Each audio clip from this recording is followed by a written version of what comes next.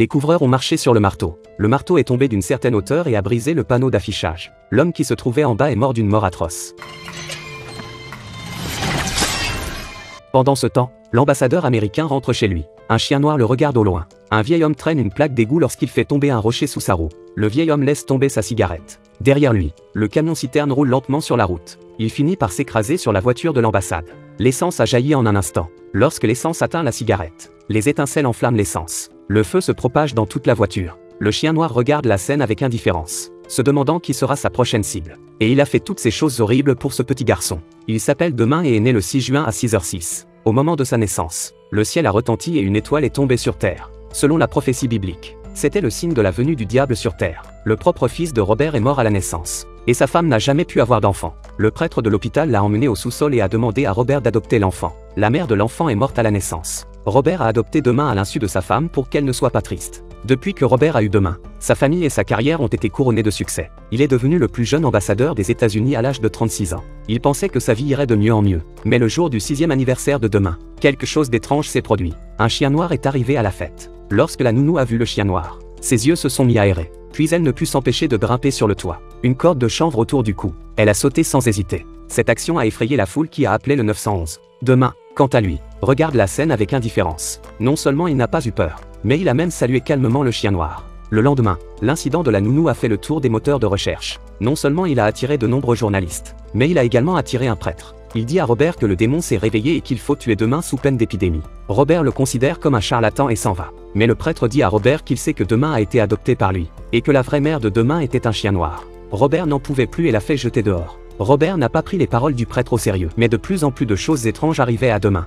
Le garçon n'a jamais été malade depuis son enfance. Lorsqu'il s'approche, tout le monde autour de lui ne peut s'empêcher de s'éloigner. Et les singes dans la cage le regardaient comme s'ils avaient peur de lui. En 6 ans, il n'a jamais été malade. Ses parents s'en moquaient parce qu'ils le croyaient en bonne santé. Le lendemain, une femme est venue à l'improviste à la maison. Elle postulait pour un emploi de nounou. Mais les deux n'ont pas envoyé d'offre d'emploi. Ils ont vu que la femme était bonne et l'ont donc laissé rester. Ce jour-là, ils ont emmené Demain à l'église. Lorsqu'ils sont arrivés près de l'église, Demain a arraché les cheveux de Catherine comme une folle. Robert a immédiatement dit au chauffeur de rentrer chez lui. Mais étrangement, à mesure qu'il s'éloignait de l'église, Demain devenait de plus en plus calme. Lorsqu'elle est rentrée chez elle, Catherine était instable et avait l'impression que Demain n'était pas son enfant. Non seulement il s'est comporté bizarrement aux eaux, mais il l'a aussi blessé dans la voiture. Robert tente de dissimuler la vérité en assurant à Catherine qu'elle réfléchit trop. Le lendemain, le prêtre est revenu vers Robert et lui a demandé de le rejoindre à l'église. Il lui demande de lui accorder 5 minutes et lui promet de ne plus revenir. Robert se rend à l'église comme promis pour se débarrasser du prêtre. Le prêtre lui a dit que Catherine était enceinte, et Demain ne laisserait jamais le bébé naître. Il tuera le fœtus dans le ventre de Catherine, puis il tuera Catherine. Et quand il aura fini, il tuera Robert pour s'emparer de tout ce qu'il possède. Robert ne le croit pas. Il prévient le prêtre et s'en va. Quand Robert est parti, il y avait des bruits étranges autour de lui. Le prêtre savait que le diable était sur lui. Il se précipite à l'église. Lorsqu'il arrive à la porte de l'église et entre, la porte est étrangement fermée à clé.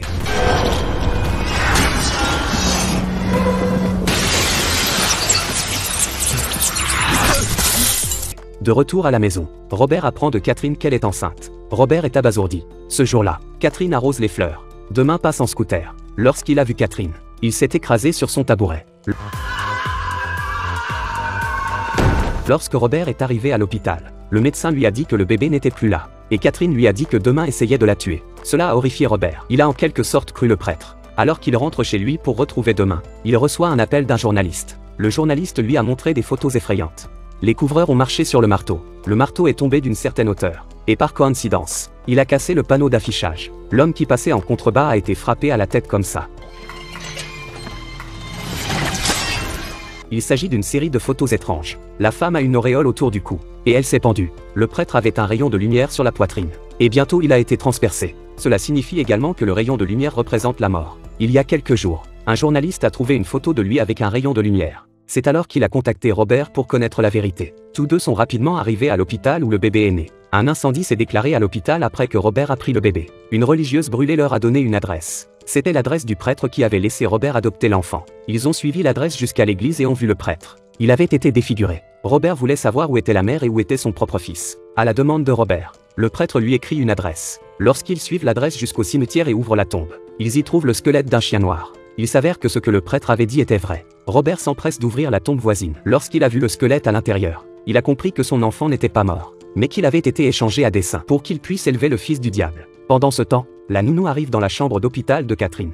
Sous le regard de Catherine, elle injecte un liquide inconnu dans ses médicaments. En moins d'1 minute, Catherine perd son rythme cardiaque. Lorsque Robert apprend la mort de sa femme, il décide de se débarrasser de deux mains. Le journaliste emmène Robert chez un exorciste. Le maître lui a donné un ensemble d'armes magiques après avoir appris leur situation. Ce talisman ne peut être efficace que dans l'église. Au moment critique, Robert s'est rétracté. Le maître lui a dit que tous les démons ont une marque démoniaque. S'il ne l'a pas, elle est dans ses cheveux. Robert ne croit toujours pas les deux hommes. Le journaliste l'a poursuivi avec l'artefact. Il a continué à persuader Robert. Mais après avoir vécu ensemble pendant tant d'années, ils avaient des sentiments l'un pour l'autre. Il ne pouvait pas le faire. Il a saisi le talisman et l'a jeté dehors. Mais le journaliste avait peur d'être le prochain à mourir. Alors il s'est précipité pour ramasser le talisman. C'est ce qui s'est passé au début. Lorsque Robert a vu cette scène, il s'est souvenu des photos. Finalement, il a ramené le talisman chez lui. Il s'est glissé dans la chambre de deux mains et lui a coupé les cheveux. Il avait vraiment une tache de naissance démoniaque sur la tête. Alors qu'il était gelé, la nounou s'est précipitée et a essayé d'arrêter Robert. Robert l'a poussé au sol. Robert a pris deux mains et est parti.